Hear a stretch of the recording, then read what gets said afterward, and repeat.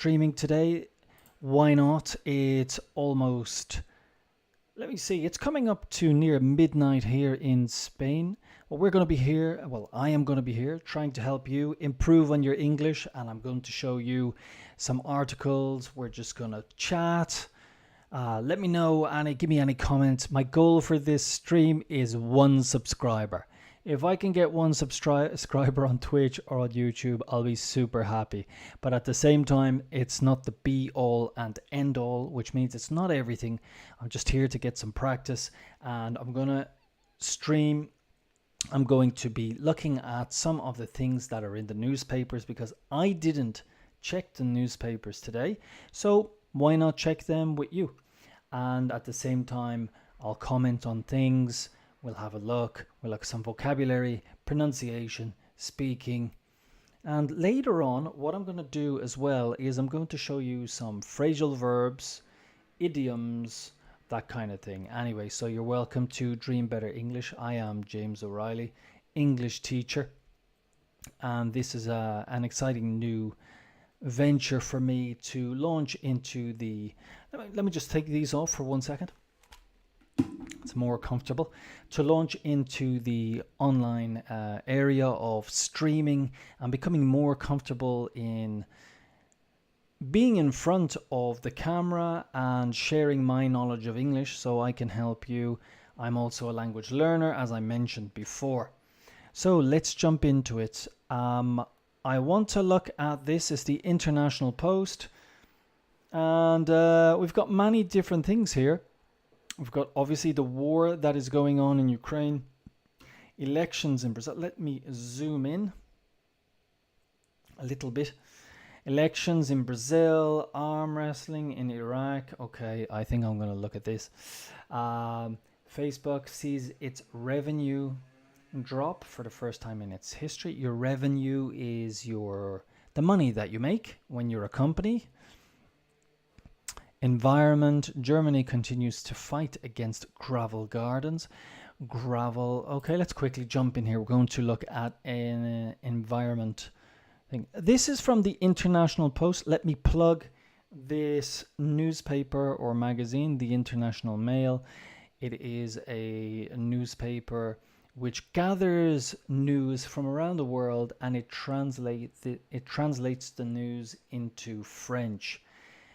Then I'm using obviously the Google to help me translate into this, and then from there I can help talk about it with you and so on. Fantastic. Takes newspaper articles from every different country, so it's quite interesting. You can find yourself reading articles and obviously understanding them from different countries.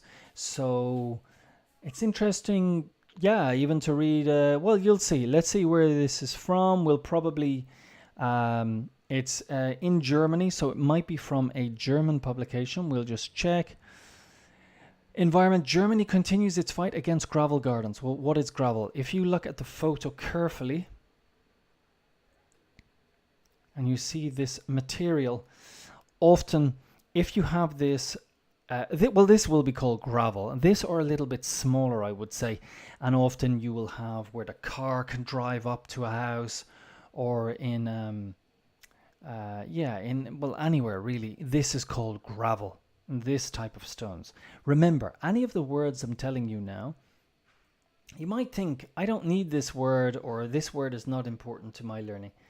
It's always important. Any new word is cool, and you'll be surprised where you will hear the words next. I can think of another context for gravel. Everything's about context as well. So gravel in this context, in the literal context, is what you can see in front of you. I would say more on the left. On the right, it looks a bit bigger, a bit more like stones. However, another context for gravel is when someone has a certain type of voice, as if, for example, let's say, for example, you go to a concert and you're screaming and you're singing the music, and then the next day you have your voice is, that kind of voice you have. Well, that would be let's say horse. I actually call that horse. But if that's if that is the kind of voice you always have, not so extreme, you'd say a gravelly voice, because it's not smooth. It's a bit rough. Okay, rough and smooth. Smooth are antonyms. So a gravelly voice. So there you go. Just quickly, we find a word and then we look at two different contexts. This is what we're doing. So let's go on. So Germany has a situation here that Germany continues to fight against gravel gardens. In a lot of countries in Europe, people have houses. Where I'm from, it's very normal to have a house. But I do understand now living in Spain that it is more common to live in apartments. Some Länder have been engaged for several years in the fight against Schottergarten for ecological reasons.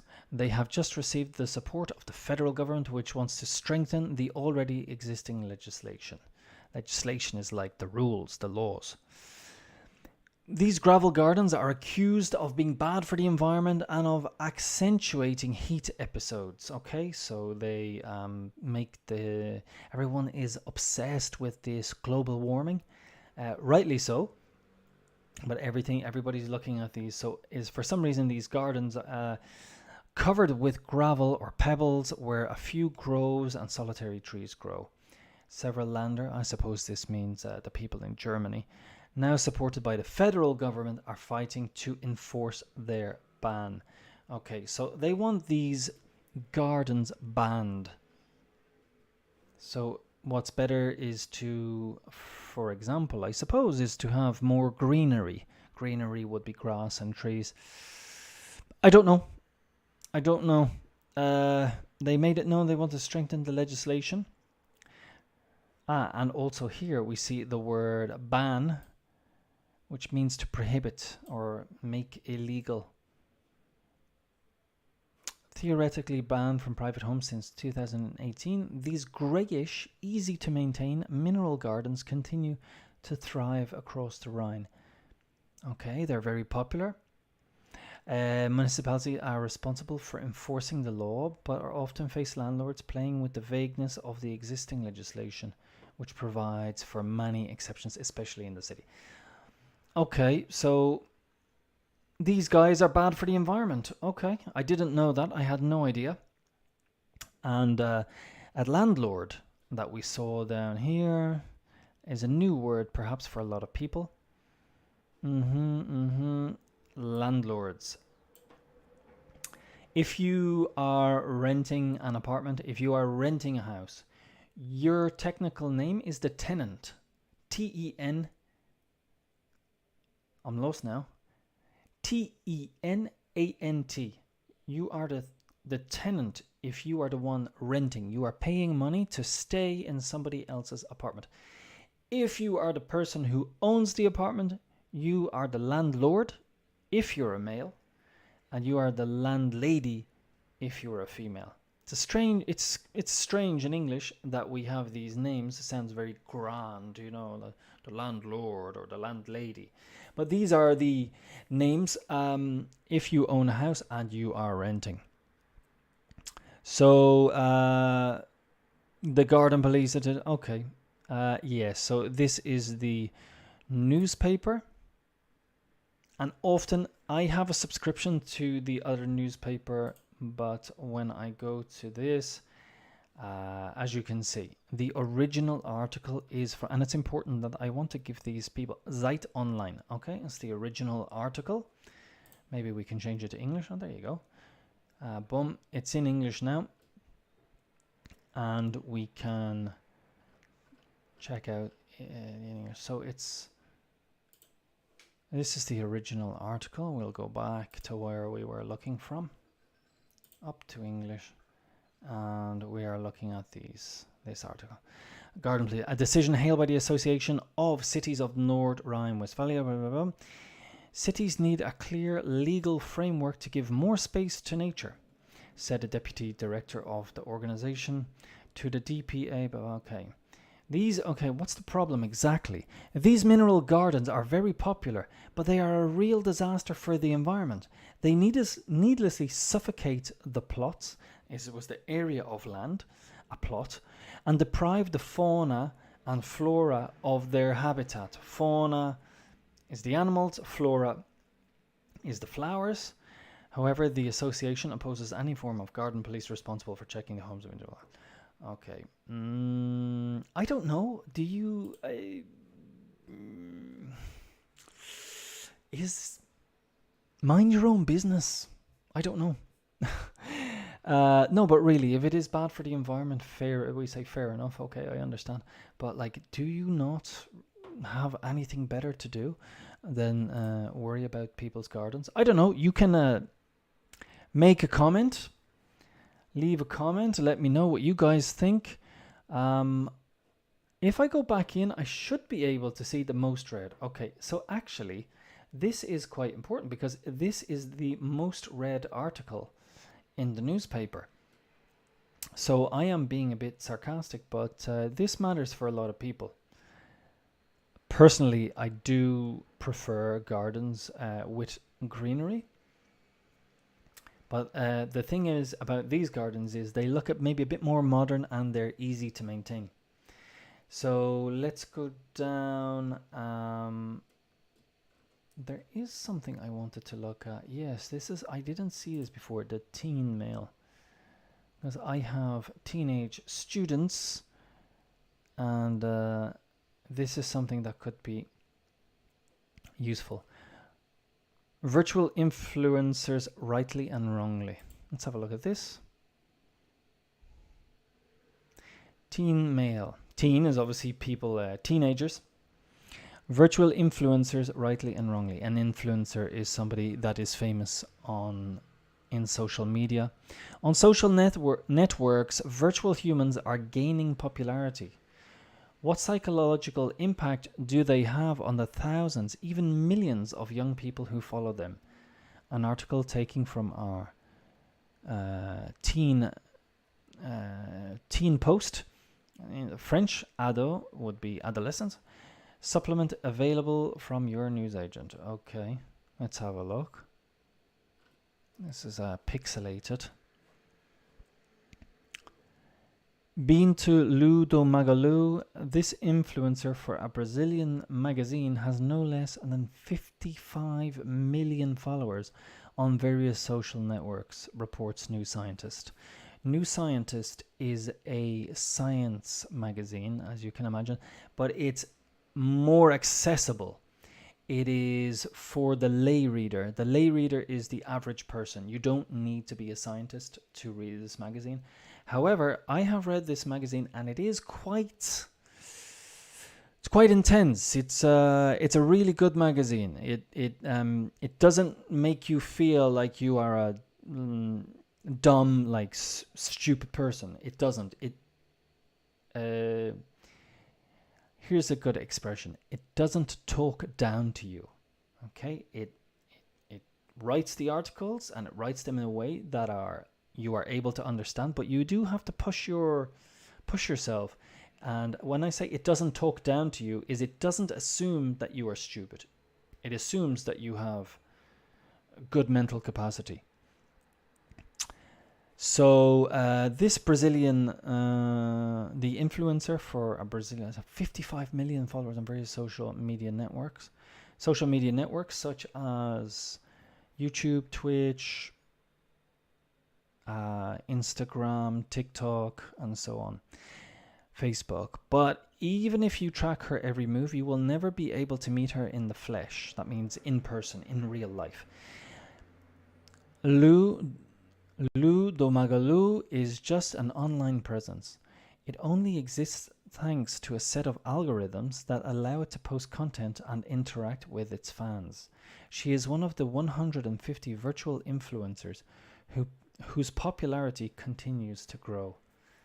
Okay, so this isn't a real person. This is a virtual person who posts on social media and has 55 million followers. We're in the future, guys. We're in the future.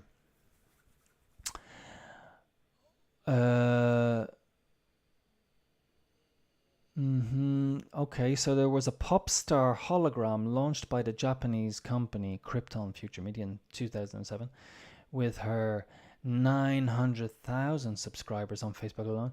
She is considered the first virtual influencer.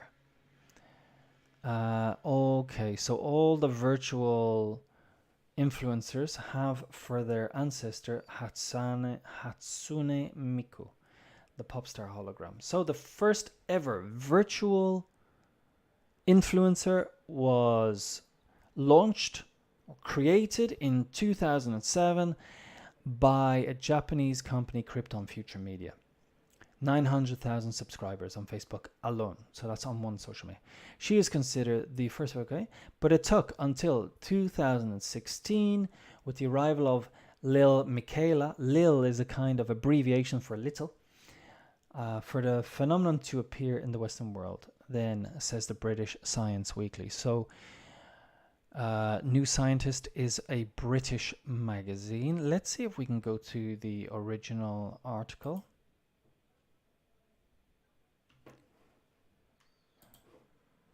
The rise of the computer-generated artificially intelligent influencers. Here we go. And yes, I wouldn't be able to read all of the article because I do not have a subscription. I don't have subscription, but we can look at the comment from the International Mail of what else it says. If we turn this back into English, let's go down here. When the pandemic took hold, that's COVID-19, with its share of budget and tourism restrictions, some companies turned to virtual influencers, a cost-effective and creative way to reach their targets. Cost-effective means cheap, not expensive. What is the psychological impact on young people, in particular, of these virtual personalities? That's the question.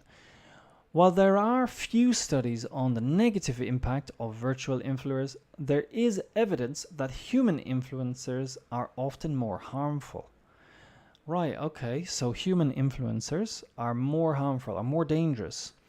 Notes the New Scientist, people tend to compare themselves to others on the networks, which can lead to frustration even if these others do not have a physical existence.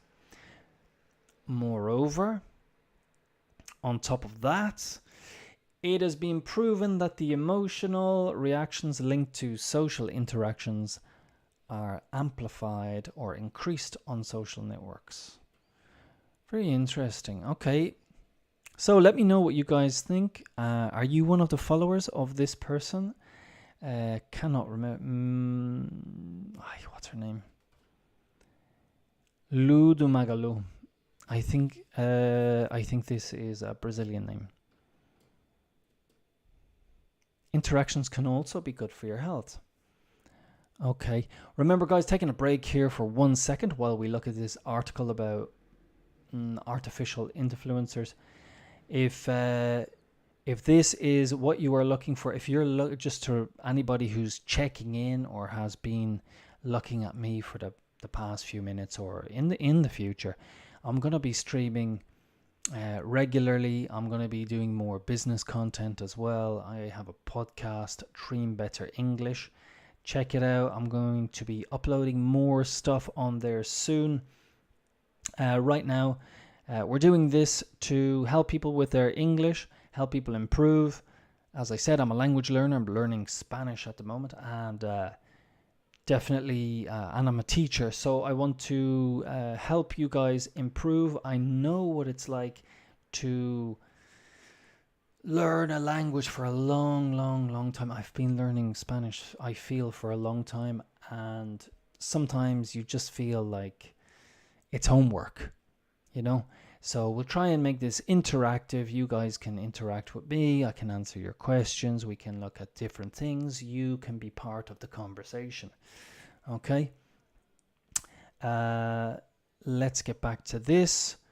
Among young people aged 13 to 17, virtual influencers garner on average twice as many followers as human influencers. This is so interesting. I had no idea. So among teenagers, let's say, people aged between 13 and 17, in my mind, are teenagers, because when you turn 18 and 19, for me,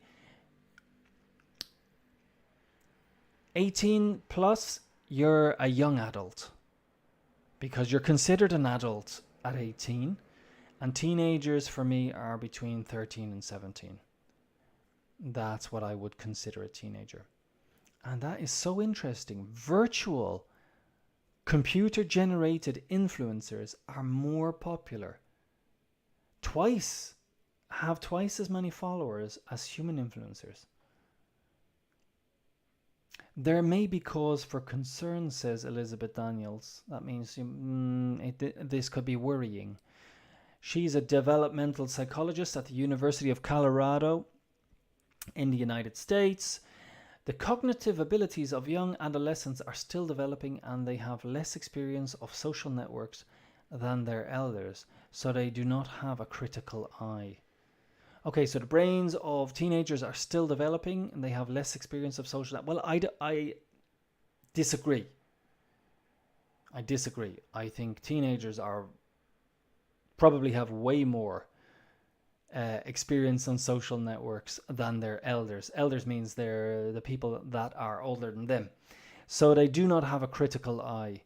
That means they accept everything, and they're not skeptical, like, what's this? Why are they doing this? Why is this? For example, TikTok. Is TikTok just something from the Chinese government to spy on people? Older people might think this, but younger people are. We don't care. Like, look, upload videos, have a dance. Like, it's all fun. Where there's no danger anywhere. I'm not so sure. You let me know what you think. But it's not all bad to fear from these virtual humans. They also have the power to bring out the good in people. For example, by improving their social skills, which can lead to a more positive outlook on life. Okay, it can make people can feel, maybe if you're introverted, you might feel more comfortable. Introverted, if you're a quieter person, contact with people is difficult. You might feel a bit more comfortable with a artificial influencer, and that can help you then improve your social skills, and it can lead to a more positive outlook on life. You can feel more optimistic in life. Okay. In her research, terrible pronunciation here, Mayu Koike from the University of Hiroshima, Japan, noticed that video game characters could induce happiness and encourage people to try something new. Excuse me. In a study of virtual agents, she also showed that real humans tended to share secrets with them, thereby reinforcing a sense of authenticity. Okay, so humans are behaving like these virtual characters are real, and they are telling them their secrets. They are talking to them as if they are real humans. Such interactions can be good for you or your mental health, says New Scientist. As long as we keep in mind that these influencers are the product of algorithms, they have a potential to do some good. Okay, so okay.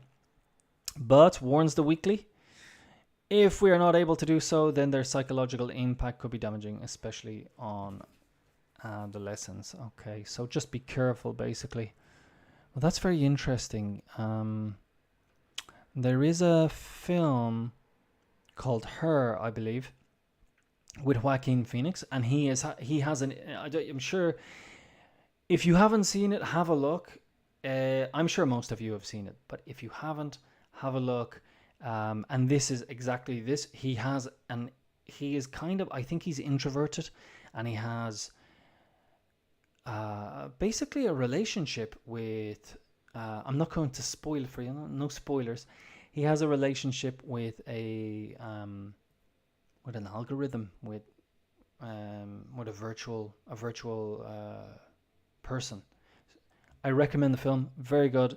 I'm not going to spoil it for you, okay? We call that a spoiler. I'm not going to spoil it by telling you what happens.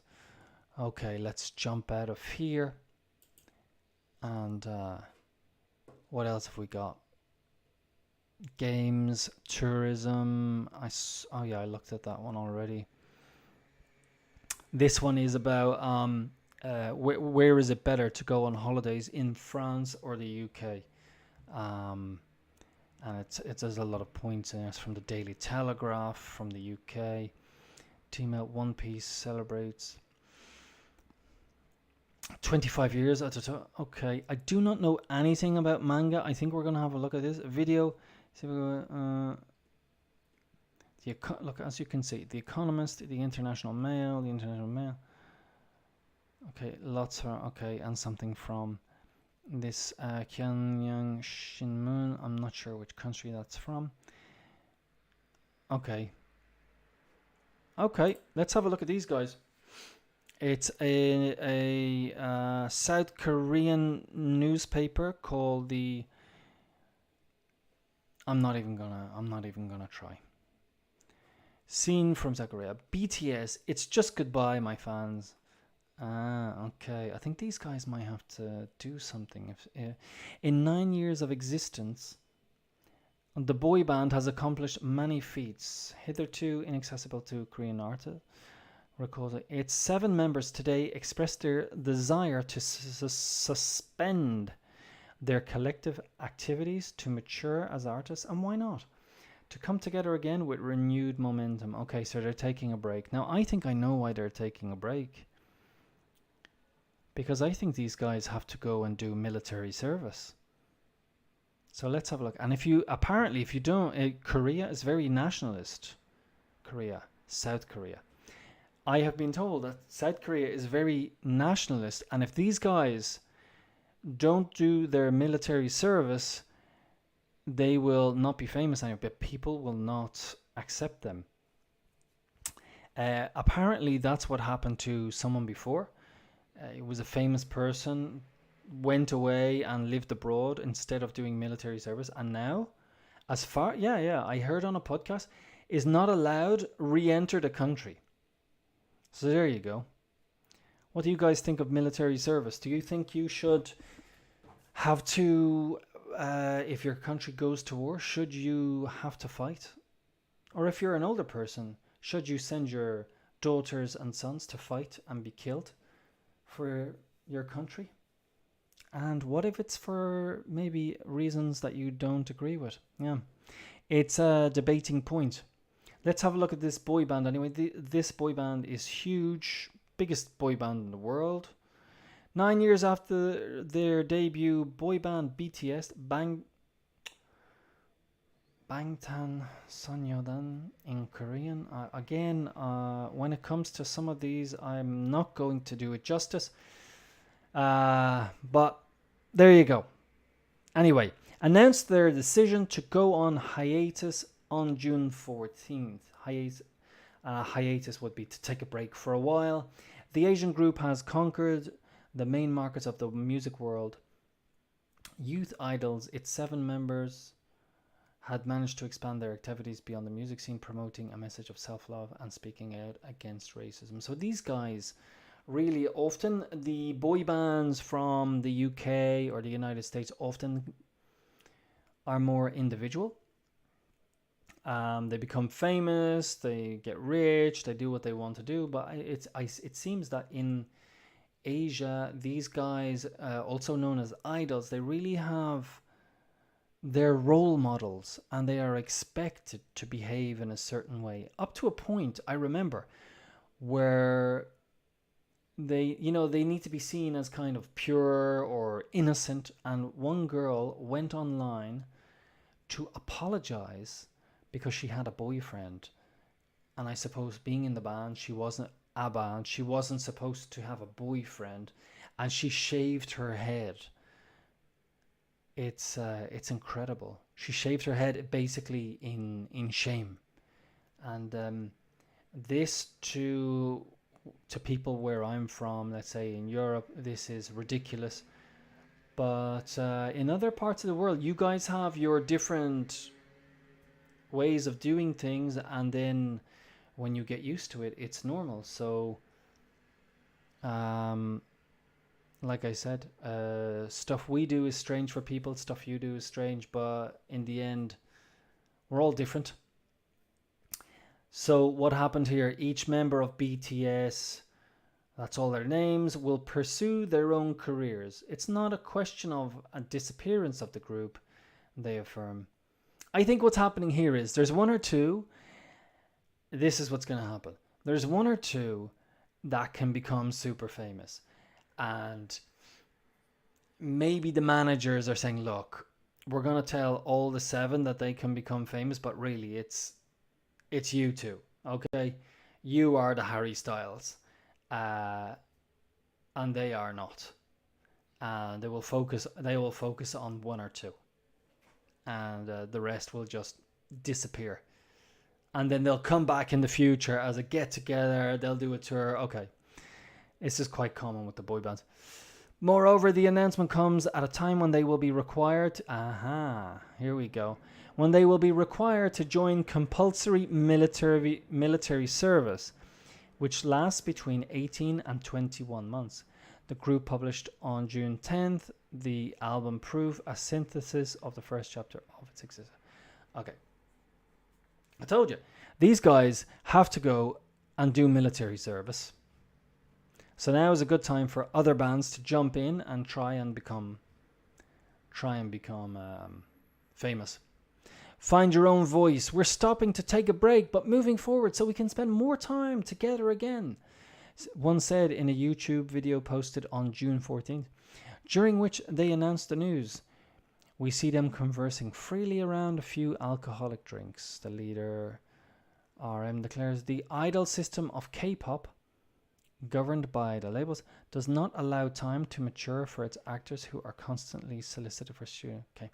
Yeah. When you were in a boy band in Korea, it seems... Why is this stopping for me? Okay.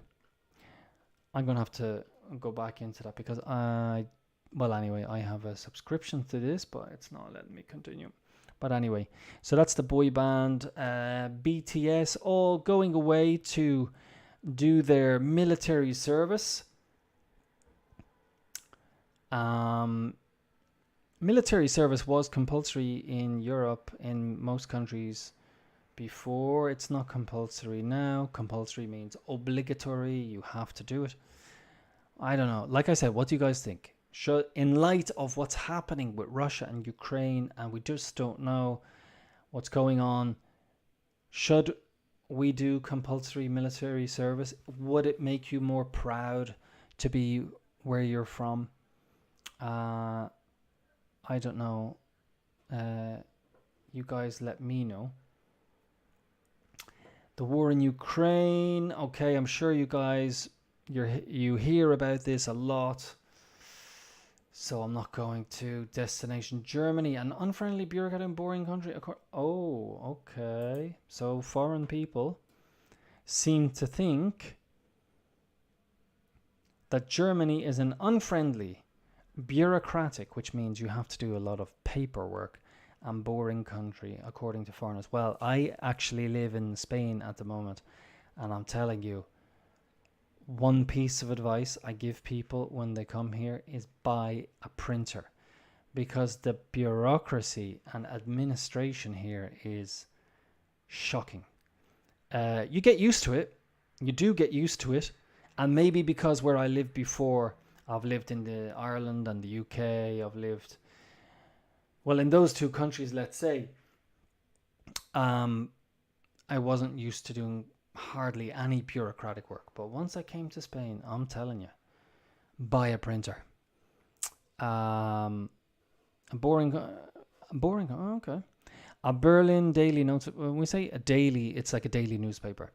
Let's see what the newspaper is. We'll find out in the article. Based on recent ranking, or like a league table, the country is very far from being appreciated by expats. Expats are people who go to live abroad. Here's basically what an expat is, in my opinion. An expat is somebody who travels from a first world country to any country. You're an expat. Or If you have money and you travel and live and work in a different country, you're an expat. If you're poor and you're traveling for work, you're a migrant. You're an immigrant. If you're from a poor country, but I think, for example, let's take a poor country, okay, a country that's in trouble at the moment, let's say Syria. If you're from Syria and you're a refugee, you're going to be a migrant. You're going to migrate from one country to another. But if you are a rich person from Syria, you're not a migrant. You're an expat. You are not an economic migrant. You're not traveling for money. You have money. You have a business. You're middle class. You're upper middle class. You're upper class. So that's my difference. Expat, generally first world countries to any country in the world, or people that have money who go to any country. After that, you're either a refugee, asylum seeker, or a migrant. The Berliner Zeitung has looked at the results of the latest survey by the Internations Network, which clearly shows that expats in Germany find many important aspects of everyday life much worse than in many other countries. This is interesting to see. A lot of people want to go to Germany. A lot of migrants, a lot of asylum seekers have this idea that Germany is the land of milk and honey, and they are going to get a lot of opportunities and work and so on. But and other people think it may be quite an interesting. For example, I live in Spain, and a lot of people think, oh, yeah, they have a stereotype of Germany as being organized and all that kind of thing, and they want to go there. So let's see what it says. According to the Federal Statistical Office, 11.8 million newcomers live in Germany, including more than 740,000 in the land of Berlin, or 20.1% of the city's total population. Okay, so 20% or 1/5 of the total the population of Berlin is foreign people. And what have they put in here? Newcomers. That's politically correct word. Sounds nice though. Instead of saying foreigners. Foreigners can sound a bit racist. If you say newcomers, it sounds nice. Most of these people explain that they came for work, for studies, or to follow love. Okay, so most of the newcomers came for studies, to follow love, like they found someone they met online or something like that, or a boyfriend or girlfriend is German. Despite this enthusiasm, Germany comes in 42nd out of 52 countries. So when we have 100, for example, and there are 10 people who like chocolate ice cream, you could say 10 out of 100. Not 100. Normally when it's something one, we'll say ah. Native people say ah. Okay? So a man came over to talk to me, not one man came to talk to me. So 42nd out of 52 countries. In the Internations ranking, in relation to digital infrastructure, internet I suppose, administration, housing and language. This ranking is based on responses from 12,000 expatriates. Okay, so it's a lot of people. I want to see what they say. 56% of respondents rated their search for accommodation in Germany negatively. So looking for accommodation was difficult. More than double the global average of 27%. Okay, so what's difficult, I wonder? Another subject of annoyance, or that they don't like, the difficulty of making cash payments. Okay. So it's difficult to pay in cash in Germany. The opposite here in Spain. Well, it's much better now, but when I came here, I was here in 2007, and I had lived in London before that, And using the card was very easy. All the time using the card, let's say 2005, 6. And then I came to Spain, and using a card was impossible. And it's also because of the black economy, which is people don't want to pay tax. So they pay if you pay in cash, they can avoid paying tax. Blah blah blah. Much better now in 2022, but some countries are. Turkey, on the other hand, wonderful paying card all the time. I don't have a problem with paying in card. What's the problem? Why would the difficulty of making cash payments? Choose a card. Am I wrong? Is there something wrong with? Okay. You should be able to pay cash if you want. Moreover, the Berlin Daily relays the testimony of a British expat who is overwhelmed, or like too much overwhelmed, by bureaucracy. Yeah. Because you're from Britain, and bureaucracy, I think, in Britain is not. We don't. In Britain and Ireland, we don't even walk around with identity papers, which is shocking for a lot of people in the world. Let me know if in your country you use identity papers walking around the street. But for example, in the Britain and Ireland, if the police want to know who you are, they'll just take you home. They really want to know who you are. You go home and you show them your passport or something to identify yourself. But you don't have to carry an official document. And you'd be surprised. A lot of people think, oh, but you don't have an identity paper. How do you live? Normal. Now I'm here in Spain. It's almost like I want an identity card, because I get asked for it. Like, can you show your identity? It's very common to ask for it. I suppose when you have it, they ask for it. When you don't, they take your word. I really hate German bureaucracy, especially the fact that nothing is digitalized. It takes forever to get in touch with the local authorities to discuss residence permits of the like. The reason for this is jobs. The government has a lot of people working as civil servants, the people who work for the government. They are called civil servants. And they need to keep the employment looking high. And if they take away these people, it will bring down the employment levels. People won't vote for them. So yeah, you see that in a lot of countries where it's the people who work for the government, civil servants. A lot of the time it's not necessary. The amount is not necessary.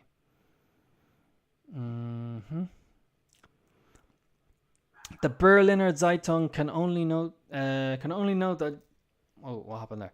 Germany's below average. 66% of respondents said they are satisfied with their life in Germany, compared to 72% worldwide. Fortunately, there remains security, little violence, and the dynamism of the labor market. Okay, so there is good security, there's not much violence, and a dynamic work market. But even when it comes to employment, there are caveats, as 34% of respondents complain that their employer doesn't require creativity or unconventional thinking from them. Okay, they're bored. They're bored in their work. Okay, well, that's living in Germany, I suppose. Maybe a lot of people, when they go to a country, they have an idea. They have an idea what it's going to be like, and they're a bit excited, and then the reality of the life hits them. There are a lot of people who think, where I live in Spain, they think life is a piece of cake. Everybody's on the beach, fiesta, siesta, having a great time. It's not like that at all. These people work incredibly hard. And the siesta, let me explain what the siesta basically is really. Not many people sleep during this time, but let me explain. In Spain, people generally start work, can start work really quite early. They can often start 7, 8, 9, around that time. Then lunch is at 2 o'clock. And at 2 o'clock, the shops, the regular shops on the street close. And they close from 2 o'clock to 5 o'clock. That's in most of Spain. And in a lot of other countries as well. It's not that people go home and have a sleep at this time. They might have a long lunch. But then what you have to do is at 5 o'clock, you go back to work, and if you have a shop, you open your shop again for 3 hours until 8 o'clock, or maybe even later. So they are the general times in Spain, wherever I have been. I've lived in a few cities now. Between 2 and 5 things close. So it's quite frustrating for people who come here, because if you're British or you're German, let's say, you're used to eating lunch at 12 o'clock or 1 o'clock, the restaurants are not ready for you. Unless, if you're in a big city, they know that the foreigners, people from abroad are here. But if you're in a general, normal Spanish place, if you go at 1 o'clock, it's not ready for you. The restaurant is not open, or it's not ready. So that's frustrating. And then if you decide, well, I'm going to eat in my own apartment at 12 o'clock, 1 o'clock, and then you finish and you go, oh, I'll go out now and I'll have a look in the shops. They're all closed. They're all closed because they're all closed between 2 o'clock and 5 o'clock. And then, it's very frustrating. It takes a long time. If you don't have family that's Spanish, it takes a long time to get used to. But now that, for example, that I'm used to it, I like it. I prefer it, to be honest, because it gives a life at nighttime as well. You know, there's like often in the city centre of many British cities, it closes down after 5 o'clock. People leave and they only come back then for the pubs. But in Spain, there's life. It goes quiet, and then the life comes back to the streets again. So I like that. I think it's nice. And then dinner time. Can you guess what time dinner time is in Spain? In the UK, it's around 6 o'clock. And in Spain, it's 10 o'clock at night time. 10 o'clock. Shockingly late. But here's the trick. The trick is heavy lunch. Now, this is it. You'll remember this. Breakfast, lunch, and dinner in Spain. For breakfast, eat like a king. For lunch, eat like a prince. And for dinner, eat like a pauper. A pauper is a poor person. So basically, people say, oh, that's not healthy, 10 o'clock at night time. Yeah, too heavy. Because you're thinking of what you have for dinner. But in Spain, dinner, it can be heavy. I mean, it depends. But a lot of people will have a light dinner. And final thing. Paella. Paella is for lunchtime. So if you want to come to Spain and you want to look local, paella is for lunchtime. If you go into town, or if you see people eating it in the evening, because I told you, because the Spanish people believe it's too heavy. They believe it's too heavy for dinner time. So that's what I'm talking about. If you go into town and you see tourists, they'll be eating paella at dinner time or in the evening, and they go out late at night or whatever. But you will not see Spanish people having that. That's my take on it. So there you go. Before I go, I want to look at a few things.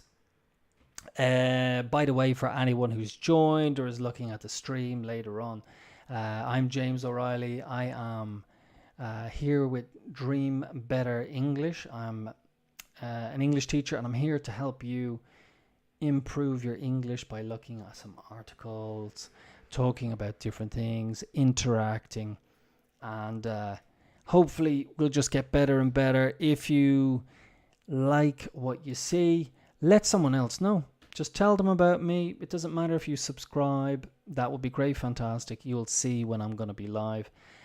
But tell someone else if you see me, and that I'd appreciate that. Let's look at what we have here today. So this is English Club, and we've got a few things here, and we're going to go down and we're going to look at a few of these. Idiom of the day. Get rid of this bad boy. And here we are. The idiom of the day. Rags to riches. What is the meaning of rags to riches? If you go from rags to riches, you start out very poor and you become very rich. Okay, so if you're an influencer, I want to be an influencer. So if I start out like this, I've got no followers basically. I've got no advertisement revenue. I've got no money. And then gradually, bit by bit, I build up. I start getting advertisement money, and then somehow I become famous for some reason. I become rich. That's my story. And I'll be interviewed, and I go, James, tell me about your story. I was like, well, I was up at night time doing these things. I had no money. Times were difficult, and then eventually I got some endorsements, and then Jeff Bezos got in contact. Elon Musk wanted me to go to space, So rags to riches. Rags are like very bad clothes, where my shirt here, it gets ripped and torn. It becomes like a rag. Examples. My grandfather went from rags to riches when his dishwashing liquid became very popular. He started out making it at home, but in less than a year he had his own factory. Another example, most of these young guys in professional basketball came from poor neighborhoods. They all have the same rags to riches story. Well, there you go. Yeah, a lot of sports stars come from poor backgrounds, but they have a good talent, and then they get picked up by a football club, a basketball club, and then of course they end up having lots of money. Note, if used as a modifier before a noun or a noun phrase, hyphens must be added, as in a rags to riches story. Okay, we don't need to worry about that.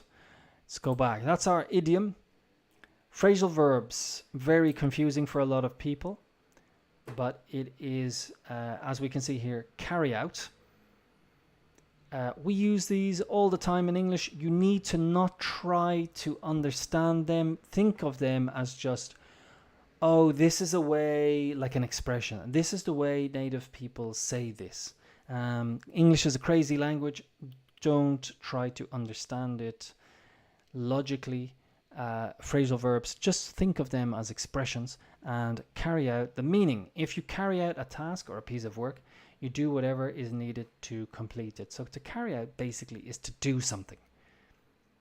You do a task, you carry out a task. Okay? Let's have a look at some examples. Carry out something. The government's task force is carrying out an investigation into the effects of pollution on the fishing industry. The government's task force is doing or making an investigation. It's carrying out an investigation. So just, again, think of it as just an expression. To be carried out. The experiment was carried out, was done by a team of scientists from Tokyo. I do understand that these are tricky. You gotta just try and practice in your head. It will be noticed by native speakers if you do use phrasal verbs. And they're pretty cool. They're pretty cool. Slang of the day. Grunge. Okay, that's not really slang. Grunge is a style of rock music that appeared in Seattle in the late 1980s. Grunge is a type of music, for example, of Nirvana. Grunge is a mix of punk rock and heavy metal, but the singing is usually more of a lazy drawl than punk's sneering, angry snarl. Gravelly voice. Remember I said it before, like a gravelly voice? Most people think of the greatest grunge band was the Kurt Cobain group called Nirvana, like I said. Grunge, and there's other ones like Soundgarden, and who else? Oh, what's that famous one? I can't think at the moment. But grunge, yeah, pretty cool. It was when I was young, grunge was really popular. What type of music are you guys into? BTS? Let me know. Saying of the day. This is pretty cool. I like this one. Still waters run deep. Okay. Let me see if I can guess the interpretation. Still waters run deep is, often you will see somebody who is introverted or quiet, and they don't seem like an interesting person. But sometimes, quiet people can be quite deep people. And deep means they have a They think about things. They have a lot to. They have a lot of. They are, in fact, interesting people, and this comes from if you look at a lake or the sea, it's deep, and it doesn't move a lot on top. It's deep water is still. It's still on the top. It doesn't move. It's flat, but shallow water, which is low water, we say shallow. When you're talking about swimming pool, you've got the shallow end and the deep end. The shallow water often moves a lot, but it's not deep, so it's not interesting, like a person. So people who talk a lot are shallow, and people who are quiet often might be quite interesting people. Let's see if I got that right.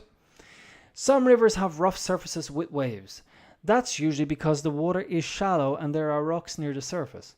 Okay, that's what I said. But deep rivers have no rocks near the surface and the water is smooth and still. Still waters run deep means that people who are calm and tranquil on the outside often have a strong, deep personality. Okay. Yeah, I like it. Some people might say, she's a really boring person. And you could say, well, you never know. Still waters run deep. So there you go. And that's it. So thank you guys for joining me. Very happy to bring you today's I really just didn't read the newspapers today. So because I didn't read them or didn't look at anything, I was out all day. I'm going to try and make it to an hour. How long have we done? Almost 57 minutes. We're going to do it, guys. We're going to get an hour of practice done. This is like my third stream, and it's good to get a practice in front of the camera. It's good to get talking to you guys, and develop my broadcasting voice. Try and become more and more interesting and better as we go along.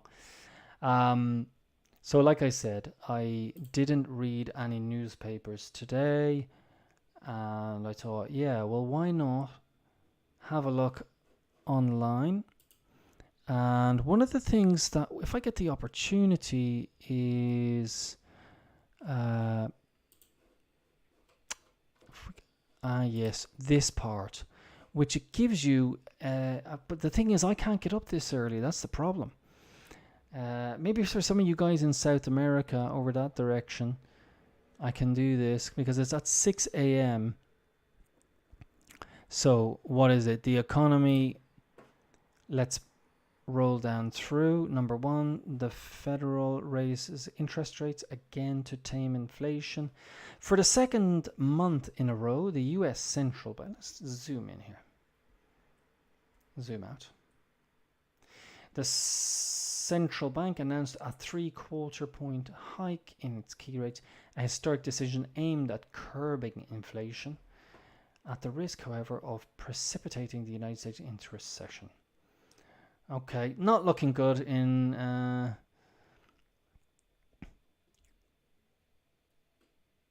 the economy. That's something that I would rather go into a bit deeper at a different point, but now I'm not going to do that. This is more interesting for me. Now. Iraq prisoner exchange. George Floyd and the... okay. So what was I looking at here? Okay. While you were sleeping. Okay. This is news that happened during the night, last night. There's Iraq, prisoner exchange, George Floyd and the blue... Okay. Demonstrators briefly occupy Iraqi parliament. Okay.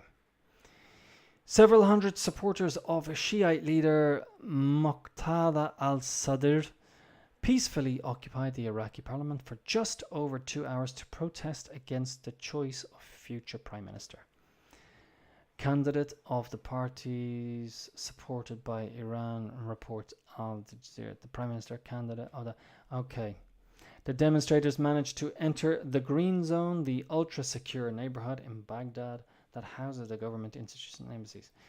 The deputies were not sitting at the time of the occupation. Only security forces were present in the building, and they seemed not to have really opposed the entry of demonstrators. observe the site of the Qatari chain. Turn this off. Al Jazeera is from Qatar. Iraq, mired in party squabbles, has still failed to form a government since 2021. So, okay, they're going to put in a new prime minister. These guys are not happy about it. They went in, protested. Iraq does not have a government since 2021. It's because I'm naming a year. But if I name a number, I cannot say since 1 year.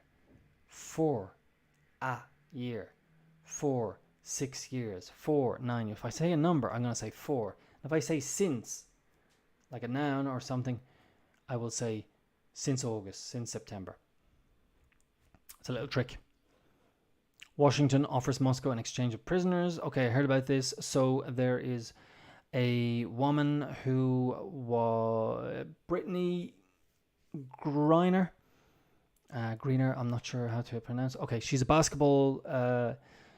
She plays for the women's NBA, and she was stopped and put in prison in Russia when she was trying to leave. Apparently, she had some marijuana in a vapor, like a cigarette in the vape, nicotine. And now the US are offering a prisoner exchange. You give us her and we'll give you who? Who is it? To obtain a release of 2 Americans, including basketball player Brittany Griner, arrested. Exchange them for Victor, an arms dealer. Okay. So they want to do an exchange.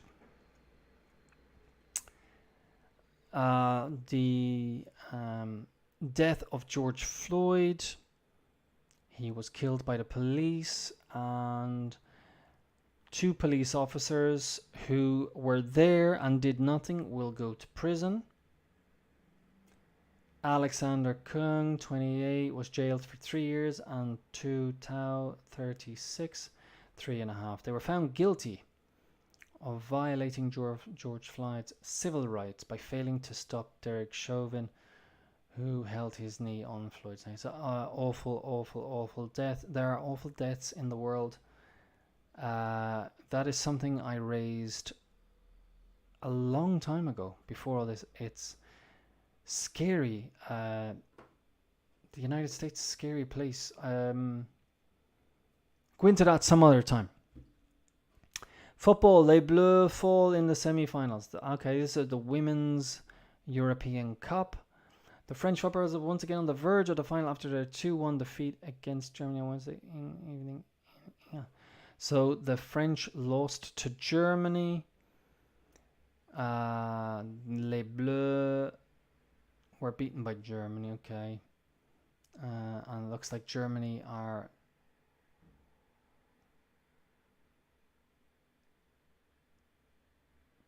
in the final against the British Lionesses at Wembley. Here's another thing. The nickname is the Lionesses, which is a female lion. But I think they could just call them the British Lion or the English Lions. I don't really, even though it's the male term. Generally, when I talk about lions, male and female, I just say lions. I don't say lions and lionesses. And I won't say a lioness. I generally say a female lion, or, you know. But you let me know what you guys think. Lionesses or lions? What do you think? What should they call the nickname for the team? Or is it just not even interesting? So there you go. I'm going to leave it at that. Great talking to you. Great practice for me. Hope it has helped you. And hopefully it has, been interesting and you have taken something away from it. I shall stop here and hopefully keep an eye out. If it's okay for you, subscribe and you'll see when I'm live. That's all I can say. If not, do what you want to do. Tell someone that I'm online. Greatly appreciate it. Send them my direction. All right, guys, have a great one wherever you are in the world, and I'll talk to you very soon.